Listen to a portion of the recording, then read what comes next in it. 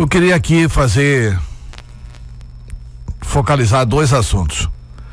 Primeiro, o acerto do governador Pedro Taques em reduzir o ICMS de combustível com relação às empresas que compram o óleo diesel para o transporte coletivo na capital mato-grossense. E com isso o governo evita que haja um aumento de 20 centavos na tarifa do ônibus. Segundo ponto a ser abordado, ainda dentro dessa questão da tarifa de ônibus, é que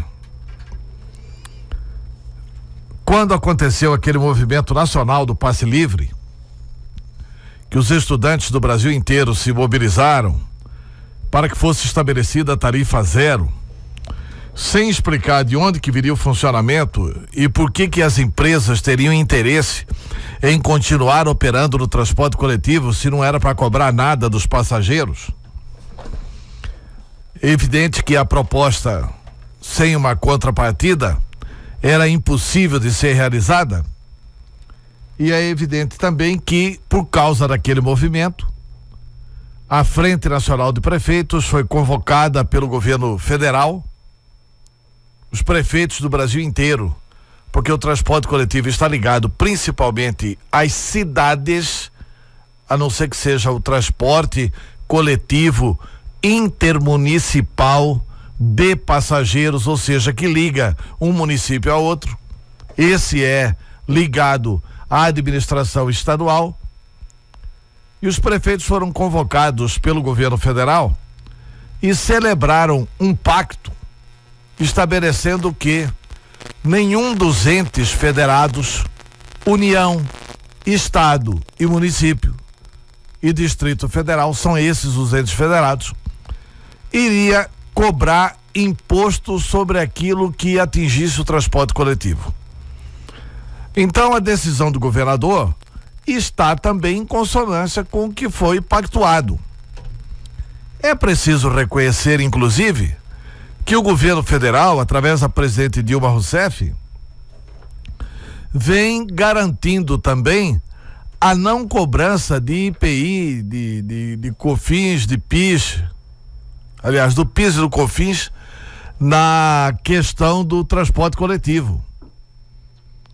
E exatamente por isso que o deputado Wilson Santos, que na época era prefeito, que participou desses entendimentos em Brasília, afirmou ao Jornal da Capital, ainda que não tenha sido colocada aqui no ar a sua voz, mas ele nos disse numa conversa de que o correto seria a prefeitura também não cobrar o ISS, porque foi isso que foi pactuado no Acordo Nacional dos Prefeitos. Tudo bem, Mauro Mendes não tinha nada a ver com isso, não foi pactuado com ele, porque ele não era sequer prefeito de Cuiabá. Mas é uma ideia, porque deixar de cobrar o ISS só sobre as empresas do transporte coletivo, o impacto deve ser muito pequeno na receita da prefeitura de Cuiabá como um todo.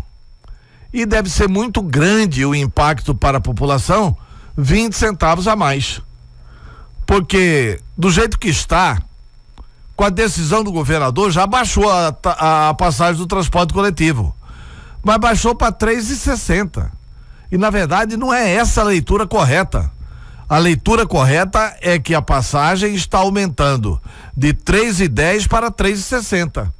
Ou seja, que aumentou 50 centavos. E se o prefeito Mauro Mendes, e 50 centavos é por viagem.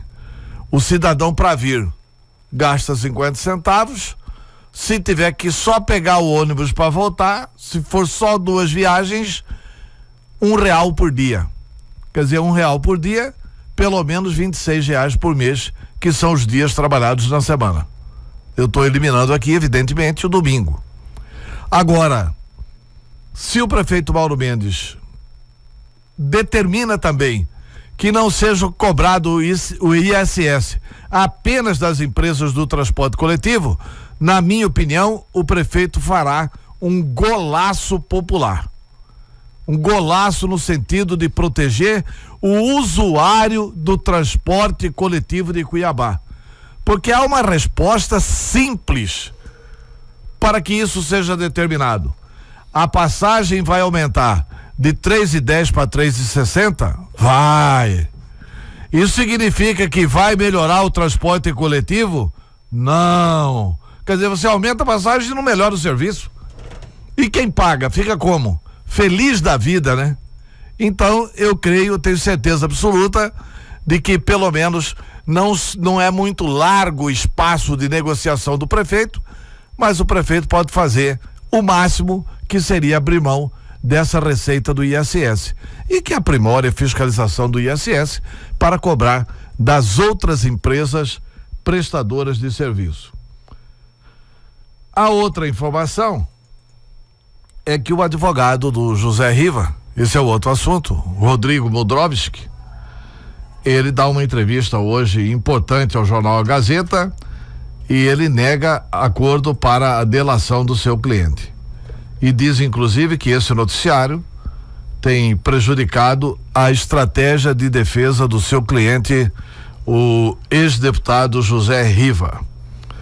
Ele diz que é o único advogado na causa e que não há nenhum entendimento nem com o Ministério Público Federal, nem com o Ministério Público Estadual para a delação do ex-deputado José Riva. Mas eu insisto em dizer de que os comentários são muito fortes, que fontes importantes do Estado têm falado de que o Riva já estaria contando tudo.